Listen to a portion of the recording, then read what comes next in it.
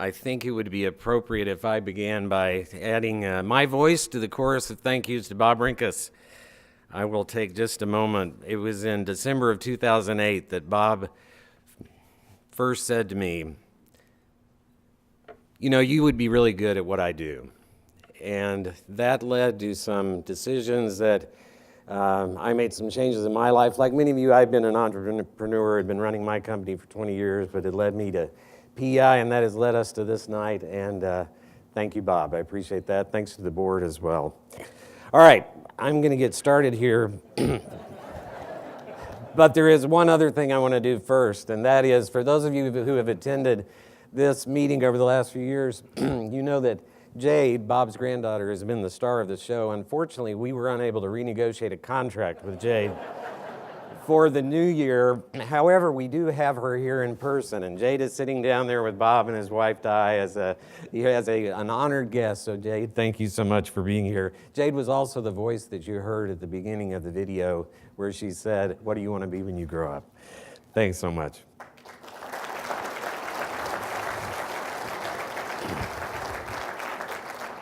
If you follow politics and government, you are familiar with the annual tradition of the State of the Union address.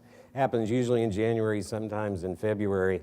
It's a chance for the President of the United States to capture in just a few words how he, or perhaps she in the near future, feels about the state of our company. And by the way, you folks look so much like the people sitting out there. I just want you to know that as well. In the past 30 years, these 5 individuals have served as our president. They have gone through all sorts of different crises and challenges and problems, and you might think that they would have come up with a variety of ways to characterize the State of the Union. If you thought that, you would be wrong. Here's a history of the last 30 years. 15 times the president has said the State of the Union is strong. On 5 occasions, the president said stronger. On 2 occasions, he said strongest ever. Twice, confident and strong. 1, sound and strong. And my personal favorite, strong, prosperous, at peace, and free. And interestingly, I think they were all right. The state of our country is strong, no matter what we are going through. And I think that's the same with PEI. PEI is a strong association because of the vision of leaders who have gone through our doors, as well as great innovators and great entrepreneurs. We are blessed by that. But I think we're also strong just at this moment in time, given what is happening. So for the rest of my time, I'm going to talk about some specific things that are happening in our industry.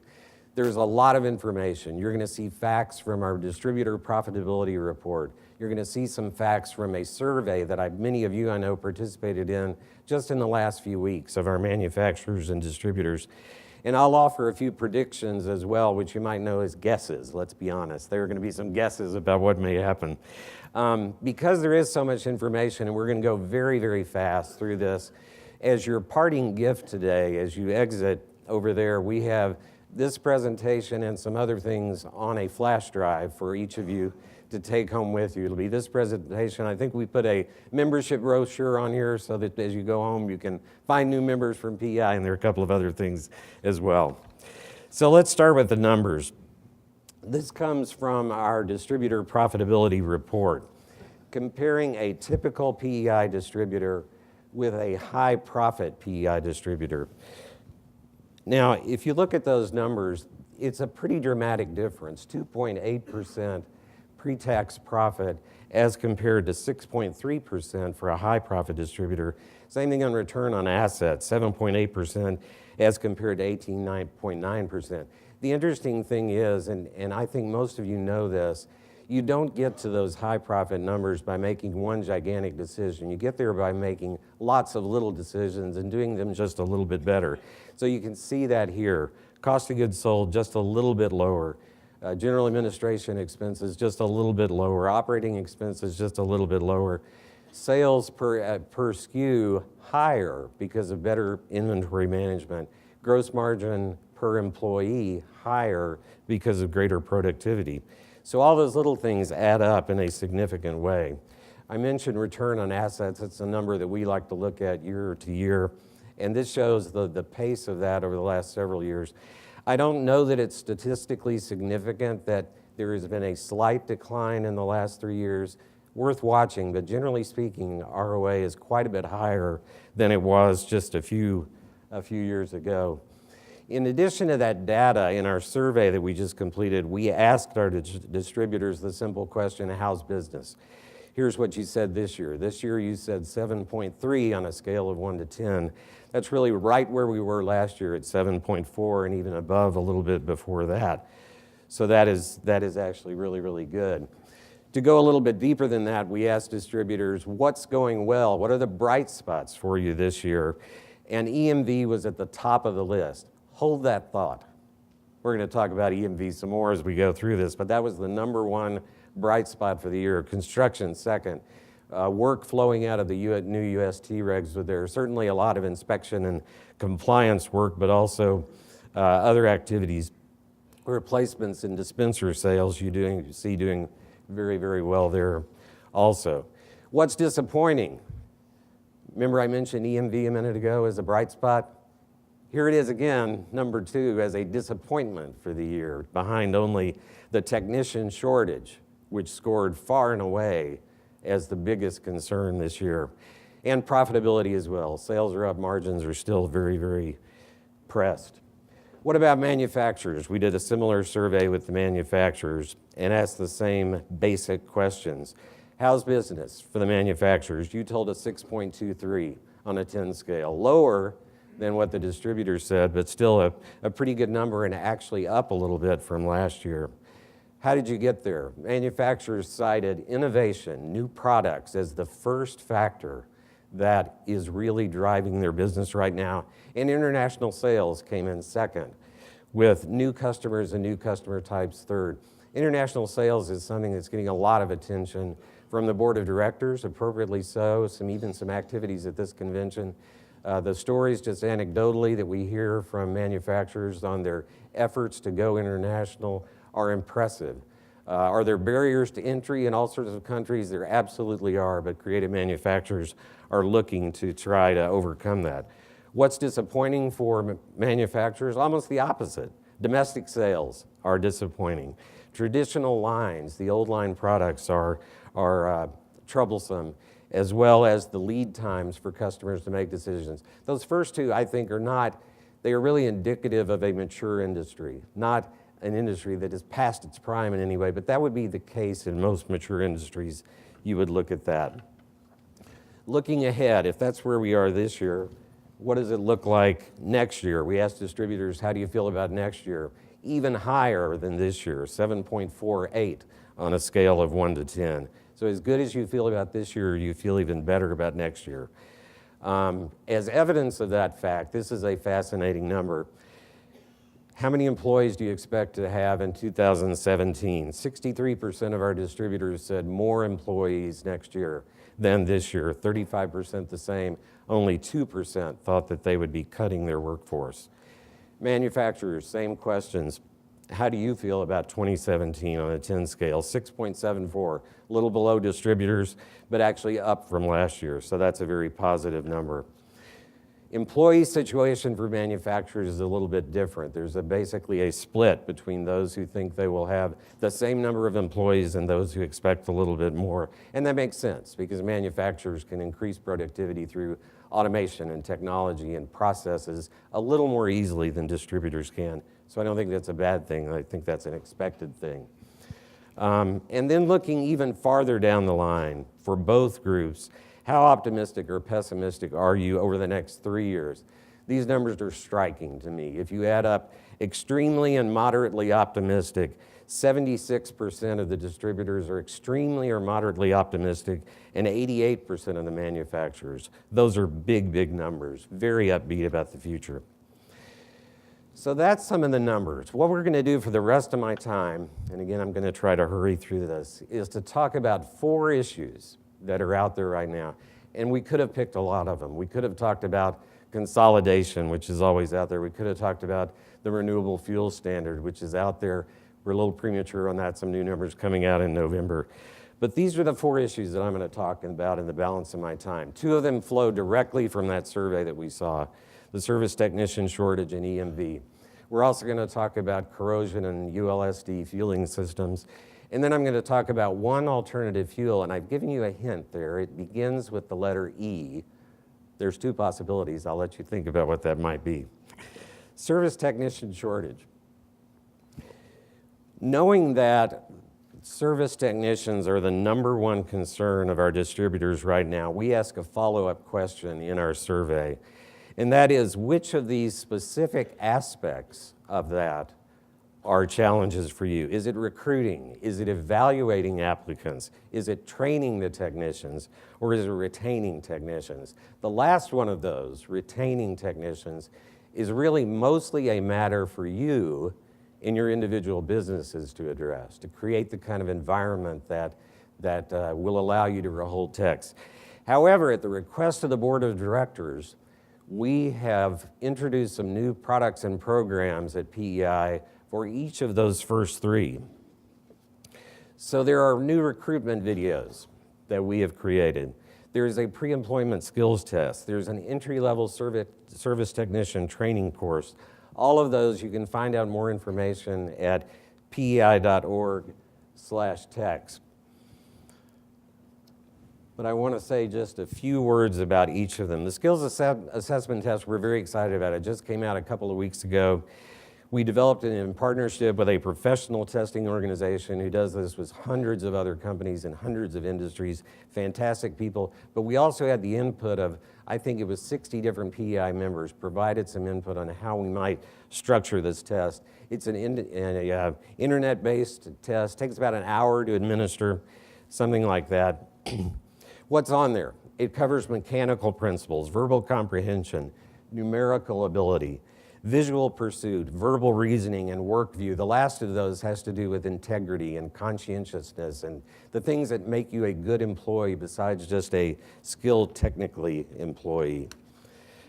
Second is the entry-level service technician training course. Also very excited about this. This was produced by a committee of dedicated PEI members, again with a lot of additional industry input, a 52-page manual, a 50-question test on the training side. The idea is once you have a new tech, how do you bring them up to speed? Some of our members are positioned with an extensive training department of their own. Many members, most distributors are not. So we hope that this will be a value. What is on that test? Here's a list of the chapters. I won't read them all, but safety, USTs, ASTs, pumps, dispensers, leak detection, overfill. Wouldn't it be a wonderful thing if in the first few months of employment, your service technicians could have a great foundation in each of these areas? We think so, and we hope you do too, and that you'll take a look at that test.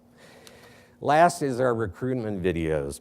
We had a professional video production team spend a day with 3 exceptional service technicians, one on the East Coast, one on the West Coast, one in the heartland of America, to try to capture their story.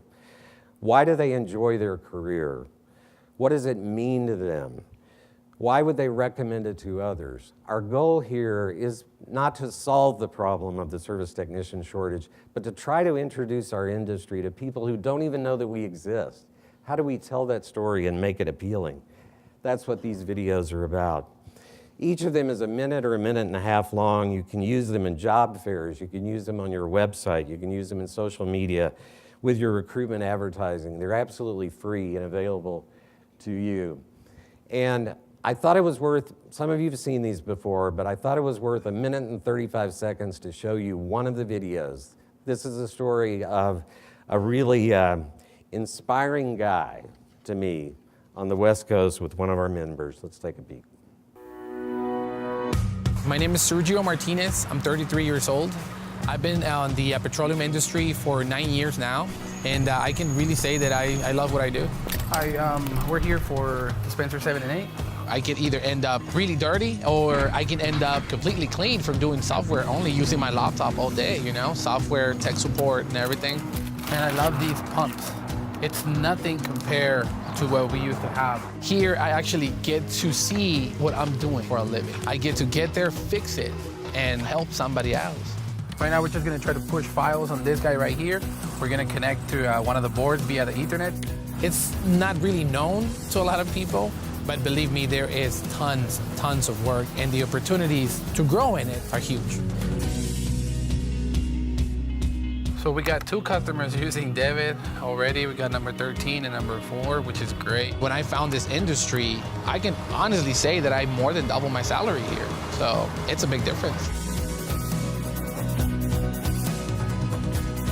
It makes me not only happy for the decision that I make, but it makes me feel that I finally found my calling. I found what I wanted to do. It worked. Everything went through good, man. I'll get your paperwork right now. Thank you so much. The opportunity they give you here, man, it's an opportunity it's not only for a paycheck, but it's also for a lifetime, and it's for a career.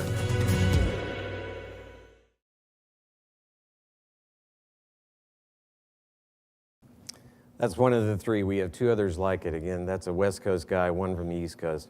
We hope you'll take advantage of those. We think it'll help. Okay, our second major issue we're going to talk about is EMV. Again, knowing that most of you say EMV is both a great thing and a horrible thing, or somewhere in between there, we wanted to find out a little bit more about where people stand, where customers are standing on the 27 liability shift. Here's what you told us.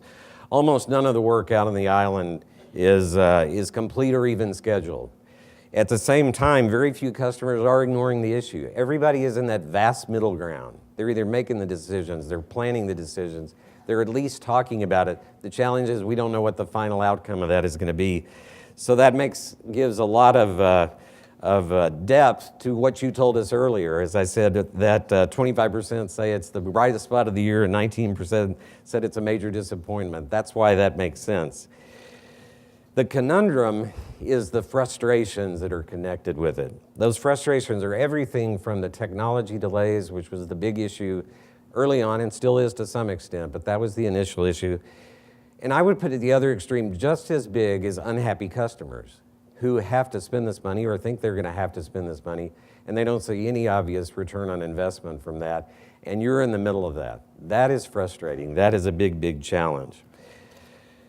But our conclusion is that EMV is the gift that's going to keep on giving for a while. The October 2017 deadline is a fiction. At best, I think 30% of the locations are going to be ready by then. Ultimately, though, I think most customers will fall in line. This is not going to be one, I don't think, where customers end up just saying, we're not going to bother. I think they'll get there, but I think it's going to take 2 to 3 additional years after the deadline before we really see that. Ultra-low sulfur diesel corrosion, our third big issue. Remember the good old days? Don't you miss those? Sure, there was a little exhaust in the air, but we had great diesel vehicles. They were just wonderful. Everybody was happy. Now we have a new set of problems, and it's your problem. If you're working on diesel systems, you know this picture. You probably have framed it and put it up on your wall, I would imagine. Problem started shortly after the 2006 introduction. The big news this year, of course, is the EPA Research Report. Our EPA friends are here, and I forget how many pages it was, 60 some odd pages, 80 some odd pages, some number like that. But here's the big takeaway. 83, in the most extensive study to date, excuse me, 83% of the ULSD systems that were examined had moderate to severe corrosion, and only 25% of the owners knew they had a problem. Those are staggering numbers when you put it together. And it led the EPA to make a couple of major conclusions. It's possible that increased corrosion could lead to the potential for an increased risk of release due to failure of release prevention equipment, release detection of the UST itself. And continuing, without proactive best management practices and visual inspection, an owner may be unable to identify the onset of the problem before the equipment becomes corroded and potentially compromised. That's the scale of this thing. What are the recommendations? They said several things beyond this, but basically a lot of it is good housekeeping. We know that. I've highlighted the last item, though, because essentially EPA has pointed to you folks as potentially the answer to the problem. Encouraging marketers to contact UST service contractors to evaluate their problems. So what should marketers do? or what should contractors like you do? You need to be ready. You need to be a consultant, not just a service provider. You need to be able to advise your customers on this. You need to help them develop an action plan. That includes everything from the techniques and a schedule to priorities to keeping records. I know that EPA said in their report that one of the problems they had at the systems they looked at were there weren't good records. And so it was difficult for them to evaluate. You need to take that as your responsibility, both to guide corrective actions and to provide a baseline for future inspections. Last issue, the alternative fuel is electric, not ethanol. As Steve Trabelsi, our president, says, it's hard to think of ethanol as an alternative when it's in 95% of our gasoline that's out there right now. So we want to talk just a little bit about electric vehicles. There are basically two reactions when the subject of electric vehicles comes up. One is a blissful lack of concern. Who needs to worry about this? The other is sheer panic. And I think that most people fall into one of those categories rather than in the middle ground. And I can see why both of those views could be out there. On the one hand, there are today 19 hybrid models in the US market. There are 14 pure battery electric powered vehicles in the market. And that number is going to grow.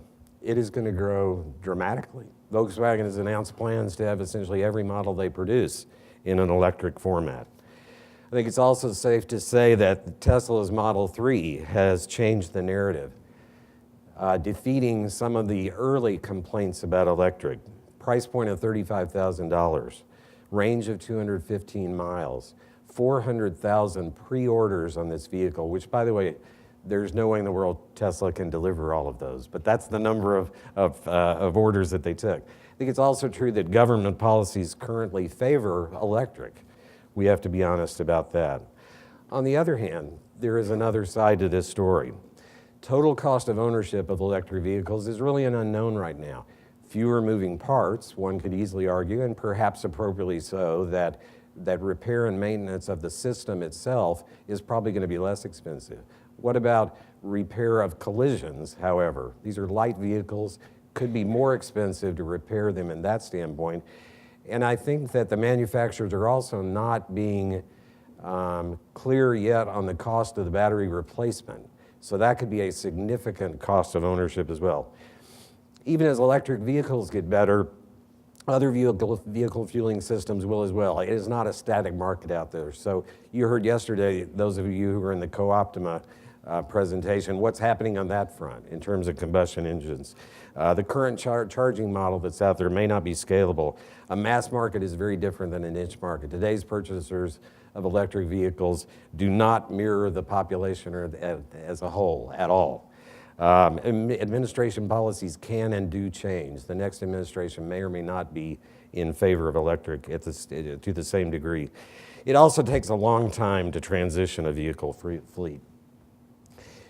Here is the Fuels Institute's most optimistic prediction for electrics. In other words, if you are an electric proponent, this is their most optimistic projection of electric vehicle sales 10 years from now. It shows a significant increase. The PHEV is plug-in hybrid electric vehicles. Under this analysis, they could grow from 0.43% to 3.84%. That's a big gain. Pure battery electric vehicles, BEV, could grow from 0.65 to 4.84% of the vehicles sold, 70 million vehicles sold last year. That is a big, big change. On the other hand, look what that means for the fleet. Here's where the fleet would be 10 years from now. Gasoline would still be 87% of the vehicles out there, or 87% now, 83% in 2025. The plug-in hybrids would have grown to 1.47%, battery electric vehicles to 1.78%. Still a very small fraction of the fleet. So I don't want to minimize that shift at all, but it's not a sky is falling scenario. And again, that's the most optimistic projection right there. So our conclusions on electric. EV market is going to grow. The growth won't be uniform across the country. It will be regionalized. Liquid fuel is going to continue to dominate. Marketplace changes, I think, are going to be around the margin for the next 15 to 20 years. And I still believe this last one, and we'll talk more about this, I still think large marketers are going to begin to add charging stations, and I believe that aggressive full-service distributors can have a role to play if they want it. There are strengths that you can take advantage of if you want to play in that space. When the obvious place to put charging stations was shopping centers and malls and parking lots and all those kinds of things, that's not us. If they're back in a convenience store, a large convenience store model, I think we can play in that space. That's the end of my presentation. Thank you all very, very much. I appreciate your patience as we've gone through it.